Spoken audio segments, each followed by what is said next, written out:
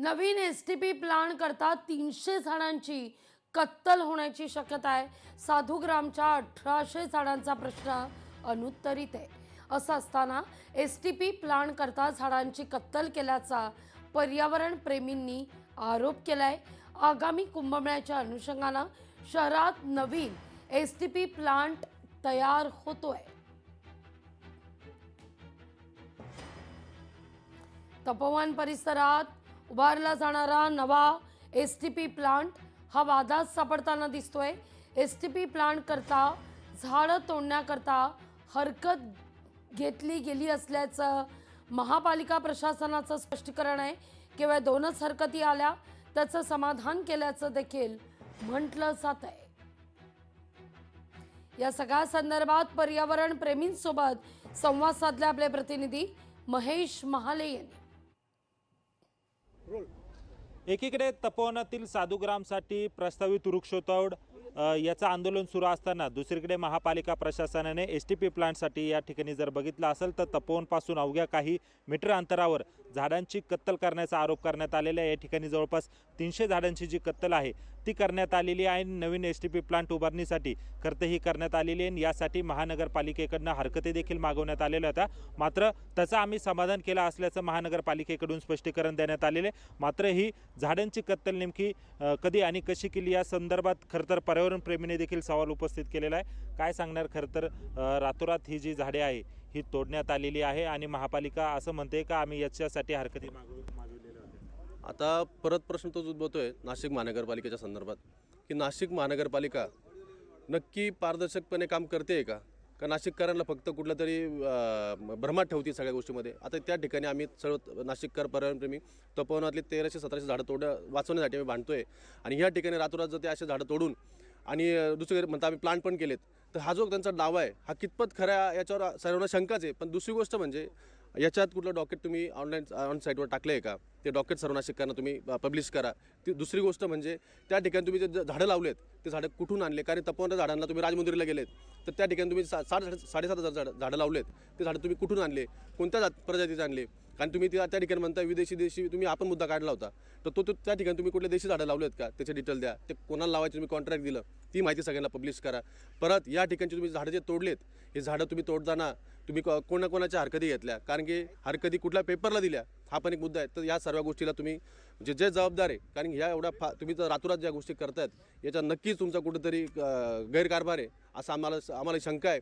तरी माझी नाशिक महानगरपालिका असेल राज्य प्रशासनाची यांना विनंती आहे की नाशिक महानगरपालिका जे त्यांना हरित नाशिक आहे हे न करता ते भकास नाशिक करते.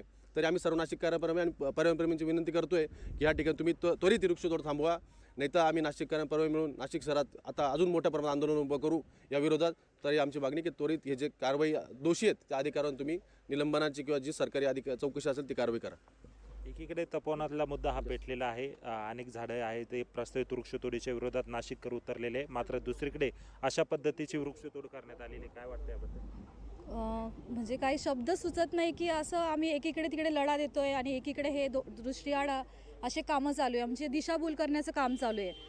तर म्हणजे असं आहे ना की काही समजतच नाही यांना काय करायचं. आणि मला एक म्हणायचं आहे की हा कोणा एकाचा प्रश्न नाही आहे की संपूर्ण नाशिककर इकडे एकत्र झालं ना तर या गोष्टीला आपण विरोध करू शकतो. एक आणि 5-50 लोक लढून होणार नाही आहे. हा लढा सगळ्यांचा आहे. तर माझी एक विनंती आहे, मी एक अभिनेत्री आहे, मी कोणत्याही पक्षात नाही आहे ना जाती धर्माच्या वतीने आली आहे, मी फक्त पर्यावरण प्रेमी आहे. तर माझं एकच विनंती आहे नाशिककरांना की सगळ्यांनी एकत्रित या आणि या गोष्टीला विरोध करा. तेव्हा ही गोष्ट थांबल्या जाईल. आणि या गोष्टीचा विरोध अशासाठी करा की भविष्यात आपले जे पुढची पिढी आहे त्यांना या गोष्टीचा त्रास होणार आहे. ऑक्सिजन विकत घेण्याची वेळ येऊन देऊ नका. कारण की ज्यांच्याकडे पैसा आहे ना ते लोक घेतील, पण ज्यांच्याकडे पैसा नाही आहे ना त्यांची हालत बेकार होणार आहे. तर सर्वसाधारण जनतेचा विचार करून तुम्ही जे काय करतायत ना, तुमचे जे काळे कांड आहेत, तुमचे भ्रष्टाचार असो किंवा काय तुमची दिशाभूल करताय तुम्ही आम्ही सगळ्यांची, तर तुम्ही ते थांबवा. आमची ही नम्र विनंती आहे. मॅडम काय सांगणार? खरं तर या झाडांच्या बदल्यात फाशीच्या डोंगरावर झाडं लावण्यात आलं असं देखील अजब उत्तर महापालिकेने दिलेलं आहे. काल जेव्हा मला ही बातमी समजली, जवळजवळ हे त्यांचे 3 दिवसापासूनचे सर्व प्लॅनिंग आहे आणि रातोरात त्यांनी झाडं जी आहे ती कट केलेली आहे आणि तुम्ही बघू शकता या ढिगाऱ्याखाली सगळी झाडं दाबली गेलेली आहेत. त्यांनी सांगितलं की आम्ही नोटीस जाहीर केली होती, पण कुठल्याही पेपरला त्यांनी नोटीस दिलेली नाही आहे आणि ते म्हणताय की आम्ही 2 हरकती आमच्याकडे आलेल्या होत्या की तुम्ही झाडं हे करू शकता. मग ते 2 जण आहेत कोण, की ते तरी आम्हाला पारदर्शकता ठेवा. तुम्ही प्रत्येक वेळेस सांगताय आम्ही तिकडे इतका लढा देतोय आणि बाकीचे जे लोक आहे, तुमचे जे अधिकारी लोक आहे, ते रातोरात झाडं कट करून आणि ढिगाऱ्याखाली दाबताय. तुम्ही इथल्या जे इथे स्थायिक लोक आहे, तुम्ही त्यांना त्रास देताय, तुम्ही ते अक्षरशः रडताय आणि तुम्ही त्यांना या जागेवरून काढून आणि तुम्ही त्यांना इथे झाडं तुम्ही ढिगाऱ्याखाली दाबताय. म्हणजे हे कितपत योग्य आहे? महानगरपालिकेने आम्हाला या पूर्ण प्रश्नांची उत्तरं द्यावी आणि हा जो लढा आहे तो आम्ही कंटिन्यू चालू ठेवणार आहे आणि प्लीज याचं उत्तर द्यावं. एकूणच आपण बघतोय की या ठिकाणी जर बघितले तर ही झाडं जी आहेत ती या ठिकाणी तोडलेली आहे आणि या माती खाली जी आहे ती दाबण्यात आल्याचं आपल्याला या ठिकाणी बघायला मिळतंय. एकीकडे तपोवनातील प्रस्तावित वृक्ष तोडीचा मुद्दा पेटलेला असताना दुसरीकडे मात्र तपोवनापासून अवघ्या काही अंतरावर या ठिकाणी झाडांची जी कत्तल आहे ती करण्यात आलेली. STP प्लांटसाठी ही झाडे जी आहे ही तोडण्यात आलेली आणि यासाठी हरकत मागवण्यात आले असल्याचं देखील महापालिकेने सांगितलेलं आहे. त्यामुळे उद्यान विभागाच्या मदतीनं खरं तर पालिका प्रशासनानं हे सगळे केलेले आहे. मात्र याचा देखील आता विरोध जो आहे तो पर्यावरण प्रेमींकडून केला जात आहे आणि हा STP प्लांट देखील आता वादाच्या भोवऱ्यात सापडण्याची शक्यता आहे ती वर्तवण्यात येत आहे. महेश माले, लोकशाही मराठी, नाशिक. लोकशाही मराठी ऐका, पहा, जागरूक रहा.